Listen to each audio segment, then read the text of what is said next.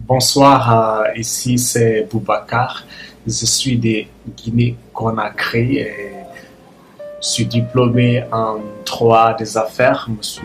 Je suis juriste de profession, mais actuellement je travaille un projet de santé et un projet de la promotion du bien-être parmi les migrants au Maroc, au Yémen, en Tunis et en Libye, ainsi de suite. Dans cette vidéo, je veux parler de deux astuces. D'une part, je veux parler un peu du projet, une petite seconde, une petite minute. Et d'autre part, je veux parler d'une maladie qui fatigue beaucoup de personnes et qui est très coûteuse, l'insuffisance rénale. Le projet, c'est l'assistance humanitaire et l'assistance médicale. L'assistance s'articule dans le cadre du partenariat entre OIM, Organisation internationale pour les migrations, et l'ASTUCUID, Association des Agnas pour la culture et le développement. Sous le projet promotion de la santé et du bien-être parmi les migrants au Maroc, Yémen, Égypte et Tunisie. Mise en œuvre par l'Organisation internationale pour les migrations et financée par le ministère des Affaires étrangères de la Finlande. Les bénéficiaires sont entre autres les adultes femmes, les adultes hommes, des mineurs accompagnés, des mineurs non accompagnés. Ils sont installés dans les forêts avoisinantes dans la ville de Nador et vivent dans des conditions de précarité et de très grande vulnérabilité. Parmi ces migrants, nous retrouvons des victimes de traîtres, des victimes de violences, et des personnes qui sont persécutées, des personnes qui ont fui aussi la guerre et d'autres qui possèdent des maladies chroniques.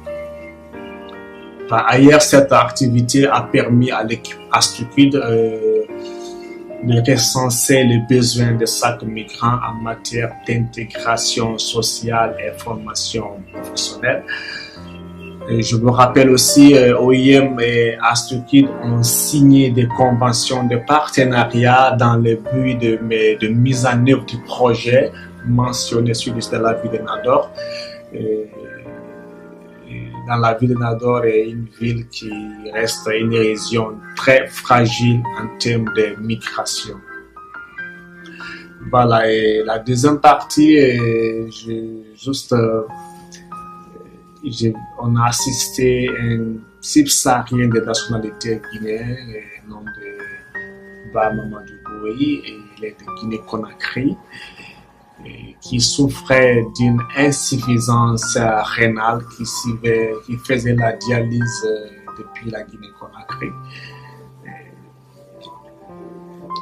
J'ai rencontré Boui par le biais d'un Marocain qui m'a appelé au téléphone en disant vraiment, Boubacar, je vis un subsaharien qui est malade, est-ce que tu peux intervenir? Étant un communautaire, malgré que c'était les week-ends, les dimanches, je n'ai pas tardé, je suis pas tardé à venir, j'ai appelé, puis j'ai trouvé Boy assis, je parlais avec lui, voilà.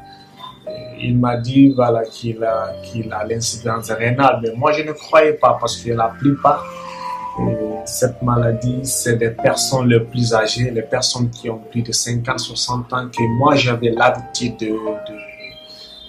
de voir. après, je dis, moi, je peux pas, je suis pas médecin, mais je vais essayer de t'emmener à l'hôpital, malgré c'est les week-ends.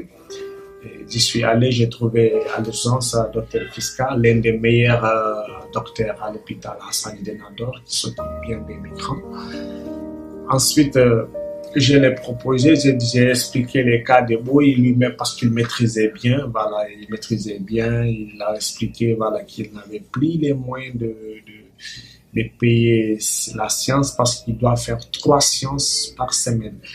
Et vous savez, les personnes qui ont l'insuffisance rénale, c'est des personnes qui ne peuvent pas, les reins ne peuvent rien faire, ne peuvent pas faire le riz, ne peuvent pas faire le déchet, tout ce qu'il doit, il faut faire sortir.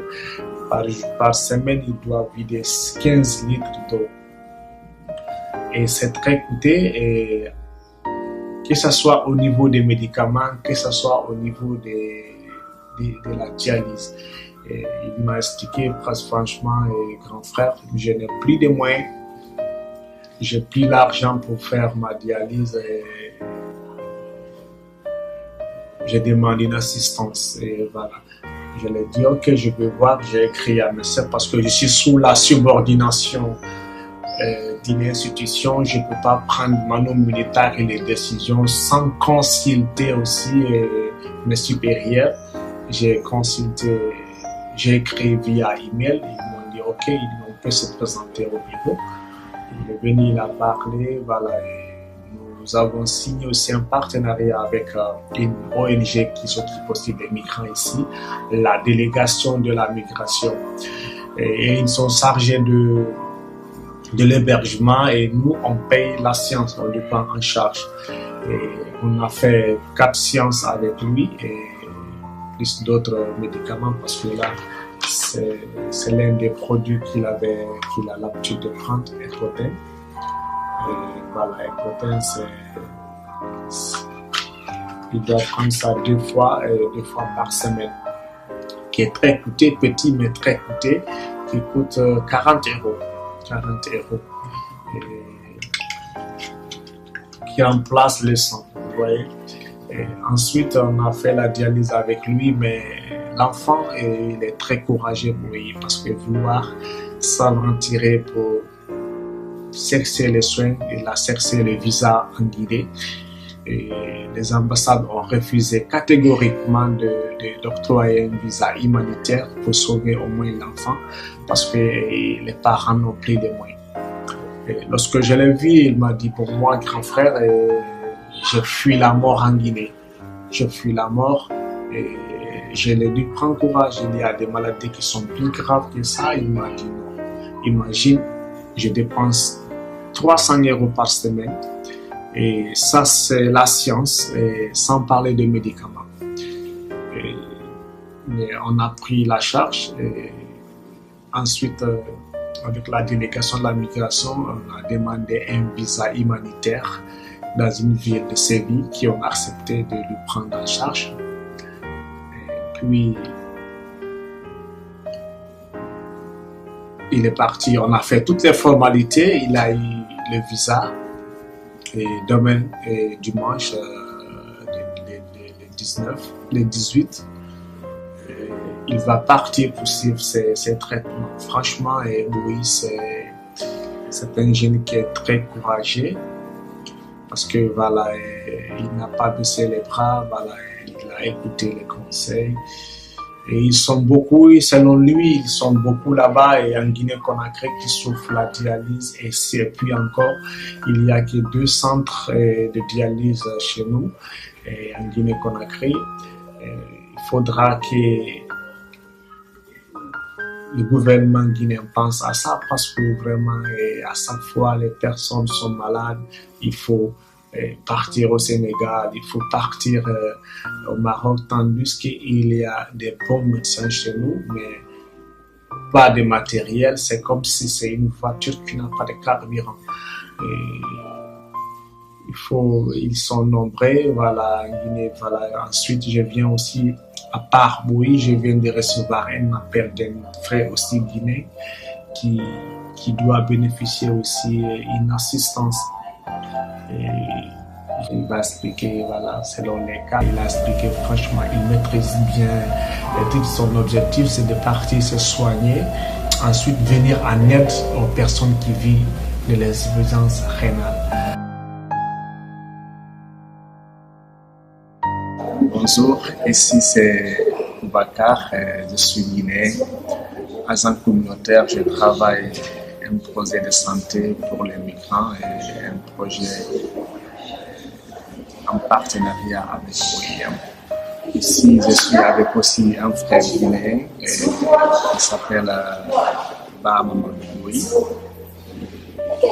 Il fait de la dialyse depuis le pays, mais les circonstances ont fait qu'il est venu ici au Maroc. Nous sommes rencontrés, on a essayé de poster, on a pris la charge, on a fait un partenariat avec une ONG espagnole, la délégation de la migration. Ils sont chargés de l'hébergement et nous, à Stuttgart, nous sommes chargés de payer la dialyse. Mais par la grâce d'Allah et avec son courage, c'est un jeune, et avec son courage, il a pu supporter tout. Il devrait faire 3 fois la dialyse, lundi, mercredi et samedi, avec un montant très colossal, donc ce n'est pas facile à se financer. Mais aujourd'hui, il a eu la chance, ils ont fait un visa humanitaire pour l'Espagne pour aller faire son traitement et faire l'implantation. Voilà, oui, qu'est-ce que tu as à dire pour certains de nos frères qui ont la dialyse là-bas et au pays? Quelle est la différence entre les machines de chez nous et ici? Quelle est la différence que tu as vue? Les traitements sont tellement différents. Ici, ils font la dialyse avec la HDF, la dialyse de filtration, et tandis qu'au pays là-bas, c'est la dialyse simple. Et les médicaments ne sont même pas les mêmes. Ouais. Là-bas, c'est des médicaments traités, et ici, ouais, ça va. Grâce à Allah, j'ai une prise en charge ici de votre ONG, ouais, et la délégation a pris des papiers pour qu'on me délivre un visa humanitaire. Et ici, on me dit, maintenant je vais continuer les traitements en Espagne, dans la ville de Séville. Dans la ville de Séville.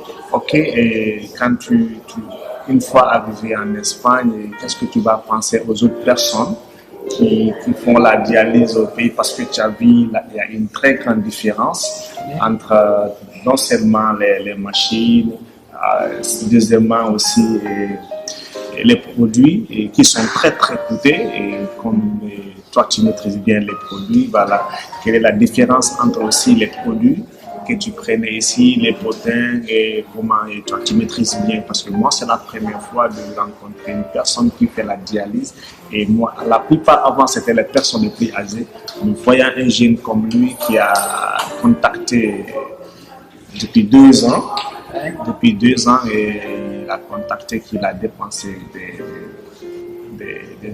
des montants colossaux. Et voilà. Mais aujourd'hui, il a eu le courage de quitter le pays à côté de ses parents, et venir dans un pays où il n'a pas la mer, où il n'a personne, où il payait à peu près 300 euros par semaine, sans parler des produits, sans parler